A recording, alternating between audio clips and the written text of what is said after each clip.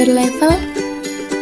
Makanan pedas berlevel merupakan berbagai macam makanan yang diberi rasa pedas dengan tingkat yang berbeda-beda.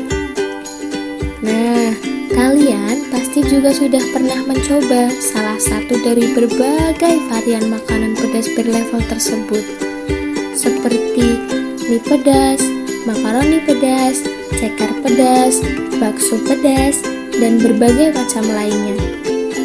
Level pada makanan pedas tercipta karena kemampuan seseorang dalam menahan rasa pedas itu berbeda-beda. Nah, pada saat ini, tren makanan pedas, terutama makanan pedas berlevel tinggi, sangat digandrungi oleh banyak kalangan. Dapat kita lihat seperti pada YouTuber yang berlomba-lomba mengangkat konten makan makanan pedas dengan level yang tinggi. Hal itu pun menarik masyarakat untuk mencoba dan menantang dirinya memakan makanan pedas dengan level yang tinggi juga. Nah, tahukah kalian, makanan pedas sangat cocok untuk lidah orang Indonesia, sehingga fenomena makanan pedas berlevel ini cepat meluas dan diterima. Makanan pedas berlevel ini mempunyai beberapa dampak baik di bidang sosial maupun di bidang kesehatan loh teman-teman.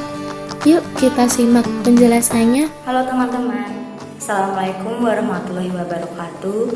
Di sini saya akan memberikan sedikit informasi mengenai dampak dari makanan pedas berlevel. Apakah teman-teman tahu dampak dari makanan pedas berlevel?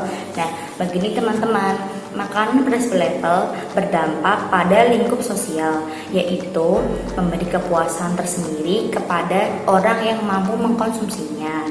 Semakin tinggi level yang dikonsumsi, maka orang tersebut akan merasa sangat hebat. Dan orang yang sudah sering mengkonsumsinya akan timbul rasa ketagihan untuk terus memakannya karena dianggap kurang lengkap apabila tidak makan makanan pedas. Nah, selain memberikan rasa puas bagi penikmatnya, makanan pedas berlevel juga memberi dampak dalam dunia konten tontonan.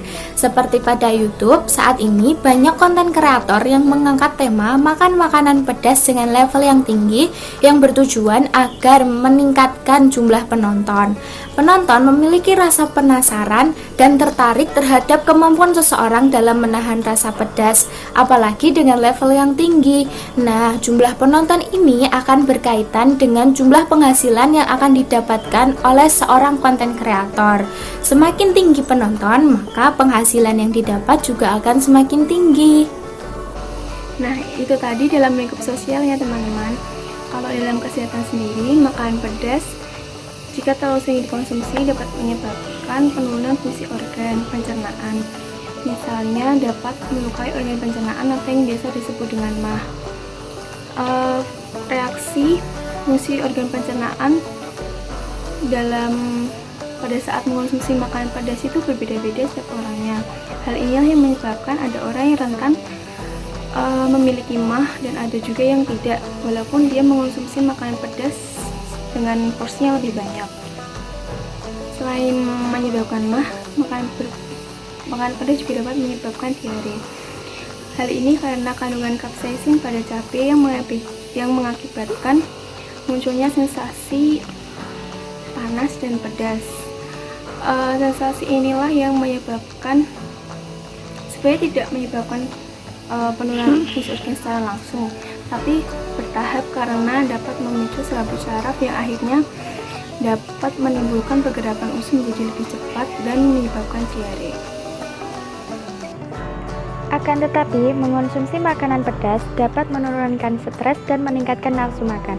Hal ini dikarenakan saat kita mengonsumsi makanan pedas, maka akan timbul rasa bangga atau kepuasan sehingga dapat memicu munculnya hormon oksitosin.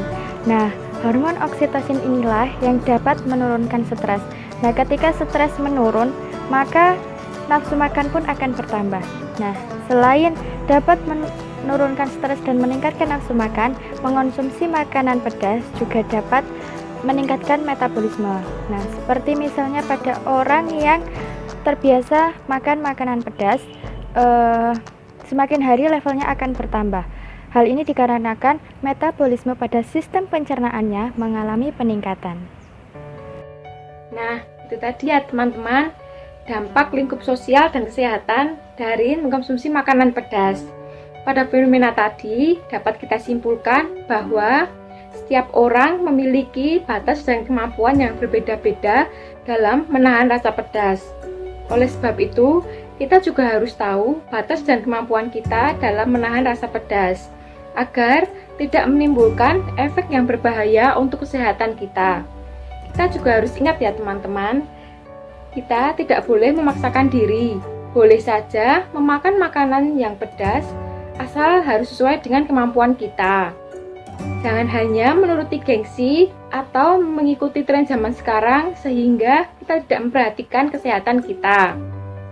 Oke teman-teman, sekian informasi yang dapat kami sampaikan. Semoga bermanfaat.